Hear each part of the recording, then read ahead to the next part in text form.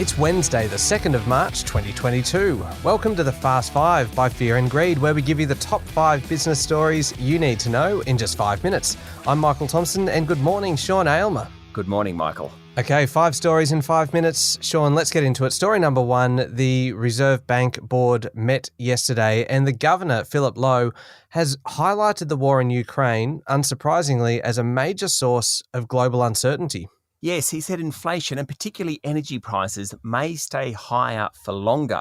Apart from the crisis in Ukraine, Dr. Lowe was pretty upbeat about the economy, saying it's resilient and spending is picking up with household and business balance sheets in generally good shape. That's another way of saying not too much debt.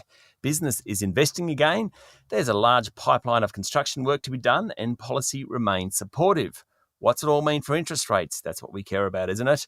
Well, anyone who thought the bank might lift interest rates in May or June didn't receive much support yesterday. The Reserve Bank still wants to see actual inflation sustainably within the 2 to 3% target range. It doesn't think wages is quite going to do that yet. Now, the bank didn't mention the floods in Queensland and New South Wales, but previously adverse weather conditions have hit food prices, which of course could add to inflation. In short, rates are on hold, probably the end of the year at the earliest for a rate rise. Okay. Story number 2, Sean, and the Russian offensive is increasingly focused on the 2 biggest cities in Ukraine, the capital Kyiv and the second largest city, Kharkiv. Media reports say tens of thousands of Russian troops have now encircled the capital Kyiv. Russia intends to launch strikes using precision weaponry and has told Ukrainian civilians to leave their homes. Now, the United Nations High Commissioner for Refugees said more than 660,000 Ukrainians have already fled their homes since fighting began. Satellite imagery shows a Russian military convoy approaching Kyiv that stretches for more than 60 kilometres. Overnight, Ukrainian President Volodymyr Zelensky called Russia a terrorist state and, in interviews, said the bombing must end before further talks could occur.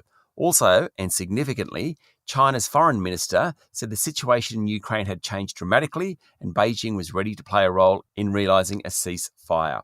Back home, Prime Minister Scott Morrison said the international community should seek to impose maximum costs on Russia, including being suspended from the G20. Australia's also pledged $70 million of help.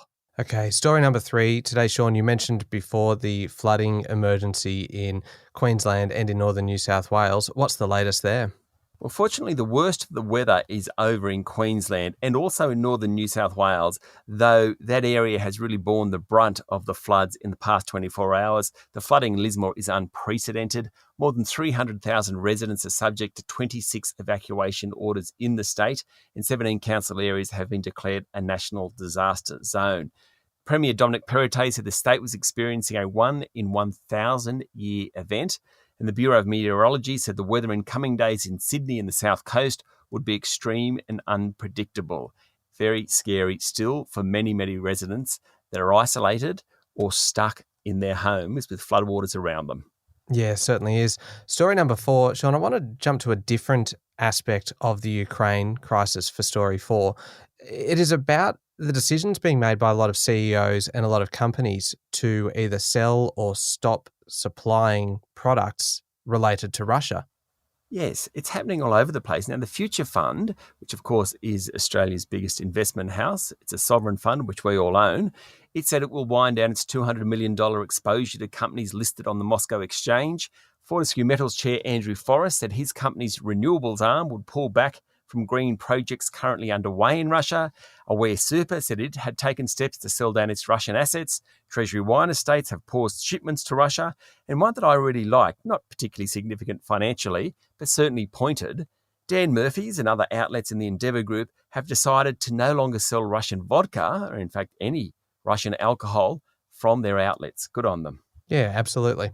Okay, story number 5, Sean, last one for today. Bitcoin investors haven't had the best year, but you've got a bit of good news for them. Well, yes, it's mounting something of a comeback. One Bitcoin pushed beyond 44,000 US dollars yesterday, and it appears that the war in Ukraine is encouraging demand for cryptocurrencies.